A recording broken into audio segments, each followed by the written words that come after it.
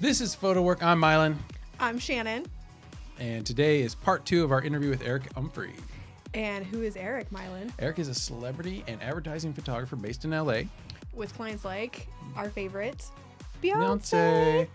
And Nike, BET, Beats by Dre, Erykah Badu. You know, things you never heard of. Yeah, no names. So, what are we talking about in this episode? We're talking about how he markets himself and how he runs client meetings. Yeah, so enjoy. So how do you market yourself? So it's a couple things. One, I used to use this thing called Agency Access. And so it would tell you like where people worked, what accounts they had, and their email addresses. So I use that to like build a good list of contacts. And I would reach out to them, like send them emails. I create like a little newsletter or small e-promos, just showing them like what I've been up to in my work. And it was okay. Like I would sometimes get responses, but you end up like at one point I was doing it all wrong. Like I would send these mass emails and I would have like this super low open rate of like 5%, 10%. Yeah. And then I was like, man, this is kind of stupid. Like, why would anyone want to look at this anyway? Why would anyone take this out and open it? Like, I remember when I worked in corporate, I would get hundreds of emails. And I'm like, I would have an inbox with like 1,000 emails that I never looked at. And I was like, well, I would eventually like purge them all. And like, if it's important, they'll follow back up again. Yeah. Like, if there's not, then it's just going to die in the email land. So I'm like, I'm sure these people are under the same pressures, getting the same amount of email. Why are they going to open up mine? So I then stopped using Agency Access, started using LinkedIn, and like would like basically it's kind of stalkerish, but like stalk these people to the point like I'm figuring out where they went to school, like what they're into. All right, are they on other social media? Like what do they like? What do we have in common? Where can I connect the dots? And then I send them a very personal email. So it's been an instance. It was a woman that worked for the NFL, and I wanted to get a meeting with them. But she played lacrosse growing up. And I had just done this project shooting UCLA's the lacrosse team. So I sent her a promo, and then in the email was all about her experience playing lacrosse. And then it was another woman that was from Maryland. She loved crab cakes, and I'm from Maryland. Yep. So I sent her an email talking about like crab cakes and football in Maryland and that culture.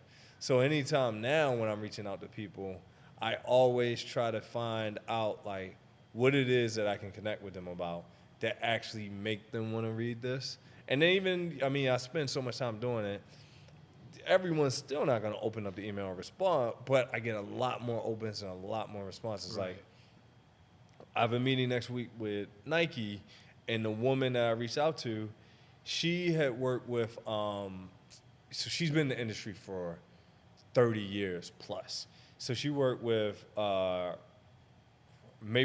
Robert, I'm messing up his name. His last name is Mapplethorpe, but super famous photographer back in the day. And I went to a Mapplethorpe exhibit out here in LA, and then there's a documentary, I think, on HBO about Mapplethorpe. So I was like, he just was like a very provocative photographer that like pushed the envelope. And so I'm just like deeply interested in him. So I saw that she worked for him, and so I sent her this long email, not long, but I sent an email all about Mapplethorpe, like talking about him, asking questions, like, and saying like wondering, like, I was interested in like what her experience was in Mapplethorpe. And then from that, she's like, I want you to come to the Nike office and look at your work and see if we got some opportunities for you. I was like, oh, that's great, but I still want to talk about Mapplethorpe too. So it's like finding something that the person, like, they get a million emails. Like, if you ever go into a art director or a photo producer's office, they'll have, not only do they get a bunch of emails, they get like real mail, and they'll have a drawer or a trash can full of it. And so you're like, how do I stand out when they're being inundated with all of this? And if I don't make it very personal to them, why would they want to look at it? And sometimes, you know, it needs to be strong images, but it has to be something that they connect with. So I try to figure out, all right, if I want to reach out to this person, what is it that they're going to connect with, whether it's an image, whether it's a story or something that will make them want to look at it.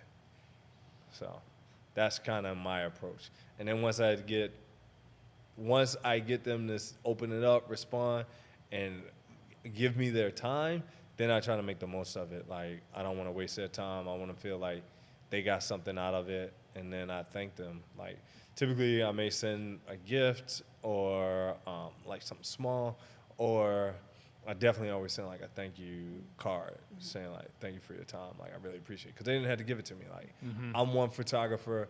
They have reps beating on their doors that they can show them 8 photographers that they're repping. And I'm like, you took the time to meet with me where it's 1,000 other people trying to get your time too. Right.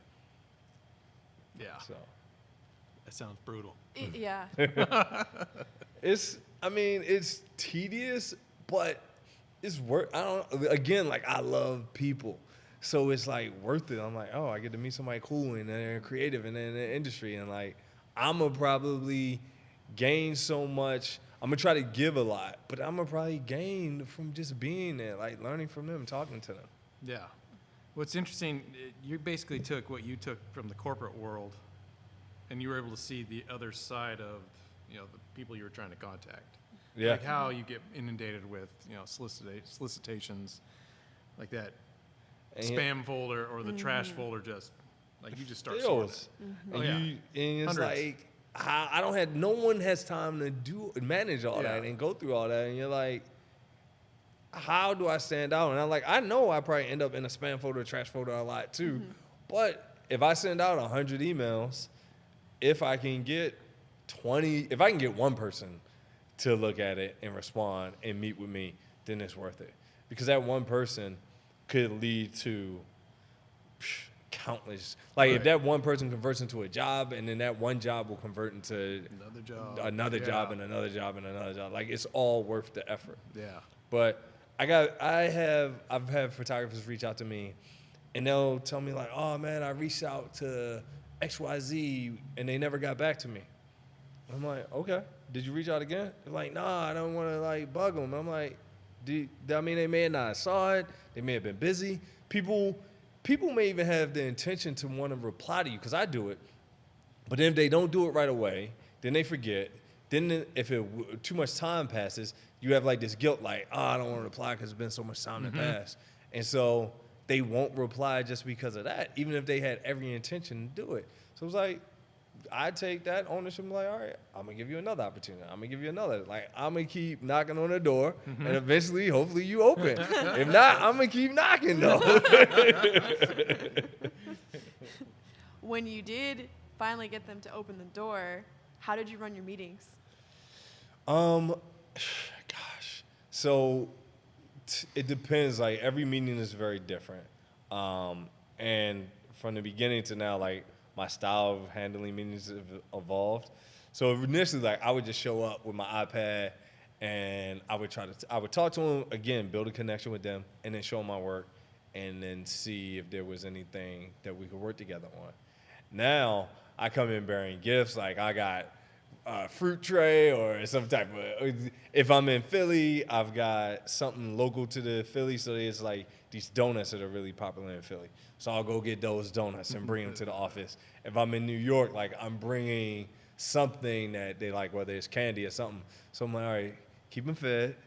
Maybe bring some wine, keep them drinking. And they'll stay around longer. And then you just have a conversation. Like, they'll look through your work, but most of the time if they're meeting with you, they've already seen your work a little bit. And they're pretty familiar with it, because they don't want to waste, like, they're not going to just bring anybody in to meet with, because it'd be a waste of their time.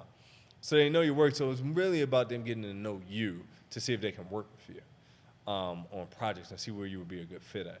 So I try to, like, walk them through, like, we'll talk about different projects I worked on, talk about projects that they're working on, talk about what they like, what they don't like, and that's kind of really how my meetings go now. Mm-hmm. It's less about looking through my work, and it's more about, do we have ability to work together, and then where does that make sense? Yeah.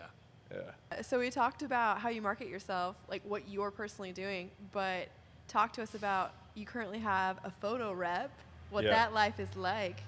So I've had a rep now for, I guess it's like a month and a half.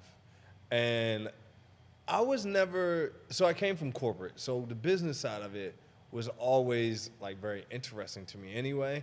And I liked the people and the relationships and making them.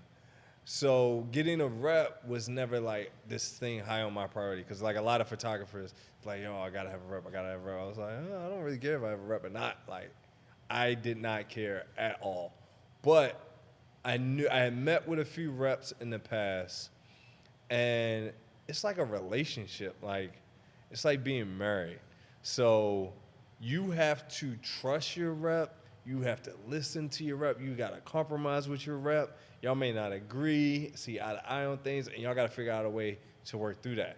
And so the reps I had met with in the past, none of them really, I never felt like I could have that relationship with them. Like, I felt like it wouldn't work out. It was something about them that either I didn't like or we just weren't good fits. So Callie, who was like one of the producer that told me to move to LA, she had always said she wanted to be a rep. We had built a really strong relationship over the years, and she said she wanted to be a rep. I was like, yo, if you become a rep, like, I'll sign with you, no question. And so she eventually made the leap in July, and I signed with her. But it's still like we've had this long history of like 7, 8 years of knowing each other. But now her as my rep, we're going through like a lot of growing pains of a new relationship. It's like I've been running my business one way for so long, and I've been doing it all by myself for so long. Yeah. And now I have like this new person that like is involved. So I'm used to like taking all the client calls, negotiating on my rates and all this stuff. And now it's like, again, like handing things off and letting go of control, which that piece, like I'm able to let go of control things I don't like, but this, this is like something I do like. So it's been like a balancing act of letting go of that control. Mm-hmm. But ultimately, like, it's only so much I can do. So adding someone else to my team to help push my career forward is going to benefit me tremendously. Yeah. Does that mean you're still on LinkedIn and doing that oh whole yeah, scene I'm too? still doing. Still I'm stalking? still stalking people. Yes. Or, yeah, Researching? networking. Networking, that's what you do. Networking. I am still reaching out to people. I'm still sending out promos. I'm still taking meetings. I'm still doing all that stuff. But I have someone else that's also doing that for me. So nice. It's like versus one person, now it's two. Mm-hmm. Yeah. Double the effort. Yeah. Yeah. So you have a lot of celebrity clients. You've worked with Snoop, Erik Umphery, Jamie Foxx. How are you able to create a connection with these high-profile people in such a short, usually limited time, right? Yeah. So it's crazy because, so Jamie Foxx, for instance, when I first moved to LA, and if anyone like knows anything about Jamie, he throws like these crazy massive parties at his house, and everybody's there. So when I first moved to LA, somehow I got invited to one of these parties, and I went, and I had a little too much to drink, and he had like his big stage set up, and like towards the end of the night, I guess, or the middle of the night, whatever it was, people start performing. So it's like Snoop, Nelly, T.I., Jamie Foxx, all on a stage. But then there's like all these other people. Mm-hmm. So had a little bit too much to drink. I get up on stage with them and record a video of it. So this is 8 years ago. Fast forward to earlier this year. At this point, I had shot everyone that was on that stage except Jamie. So now I'm with Jamie, about to shoot him. And the first thing I do, I'm like, I gotta find this video. I gotta find a video when I was at Jamie's house, because I made a video of me on stage with them. I'm like, I'm gonna show him this video and he's gonna trip out about it. And so that's the first thing I did. I was like, yo, you ain't gonna remember this, but I was at your house at this crazy party you threw. Everybody, like Kanye West was there, Colin Kaepernick was there, like everybody was at his house.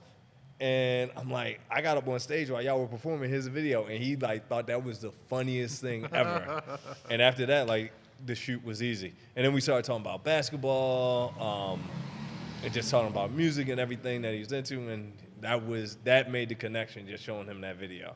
So another time with Erykah Badu, So the first time I shot her, it was literally like 5 minutes. No, not even 5 minutes. It was like 5 pictures I took.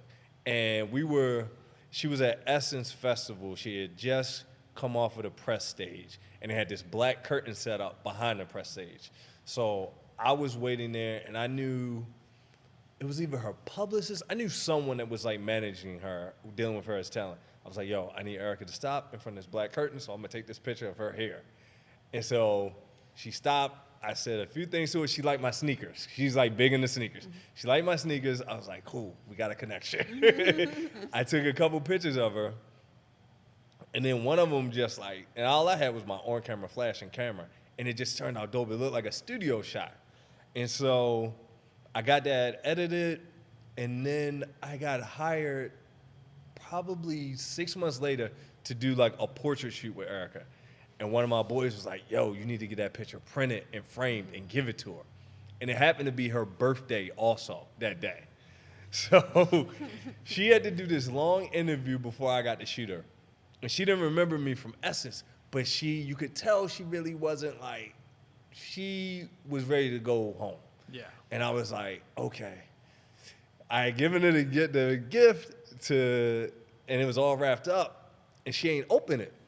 I was like, oh God, should I tell her to open it? Like, I need her to see this so she's happy. Yeah. So I'm like, yo, you should just open it. She opened it. She loved it. Shoot went amazing. Ever since then, anytime, like I've worked with her probably 5 times since then. But she remembers me every time. Like I've seen her DJing. She'll like see me and shout me out from the DJ booth and everything. Like she's been amazing. So I've been really fortunate. Like a lot of the celebrities that I've worked with, they're all like just really good people and just easy to work with. I mean, they want to look good, like, and I'm here to help them look good. So I do my job, and they give me great energy, and I give them great energy. So it's been fun. I'll say I hear a lot. I've heard different stories, like horror stories of people working with people. But I've been my horror stories are like super limited, like hardly and none really. Everything else has been like amazing experiences. Can you talk about horror story without naming names?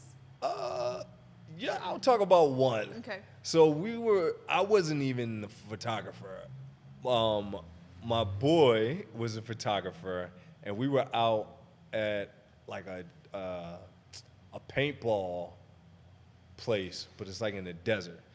And he was shooting this artist, and they were on a dirt bike. And so we're in like this gravel-filled place, and he's on a dirt bike, and he decides, like, you know how you can like rev the dirt bike and make the back wheel spin? Oh, yeah. He does that and spins around. So rocks and gravel. So he's over here, and it's like 10, 12 people over here. He spins, rocks and gravel start flying at everybody. At the lenses. At lenses, at your eyeballs, eyes. teeth. And I'm like, I'm not here for this bullshit. This is not my deal. Like, it's because and like his manager, his A&R, they were there too, like standing there. And people thought it was funny. I'm like, this shit ain't funny. Like, I'm a grown man. Like, this is crazy. So that was, and we had to like, we kept it professional. We had to, my boy had to shoot him. He got some shots, but the dude just wanted to ride his bike everywhere. And so he had like a talent wrangler, but the talent wrangler was like his young cousin or something and was scared to talk to him. Like, you're supposed to be managing talent and bringing them to us so we can get these shots. When I talked to him, so I was like, I'm trying to get out of here. So I'm like, he just like standing over there not doing anything. I'm like, yo, can you come over here so we can take these shots and then we'll be done. You can go ride your bike wherever you want to ride it. And we'll be out. We'll get the photos that are needed and we'll get out of here. But that was probably my worst experience, I would say. Yeah. I mean, getting rocks thrown at you right there. Yeah, that was It's not not a fun day. not fun at all. Can we piece it together who that would be on the dirt on bike? a bike. Beyonce? It was not. I'd like to see that though. You know she would do it well. I don't think she'd throw rocks at you. No. Unless she pulls some mean wheelies in bed. What is it that you love the most about your job? The people. All day, like working with the different people and just meeting people and then hearing their stories. Because the cool thing is, a lot of times when I shoot, it's always tied to like a TV show or something, but they're always like doing a commercial spot or like doing some type of interview with a person. So I get to like learn these people's stories, and everyone's story is so different, but it's all so inspiring. Like the first time I shot Taraji, she was telling her story about how she moved to LA, she had a young son, and she had no money, lived on a couch, and like struggled.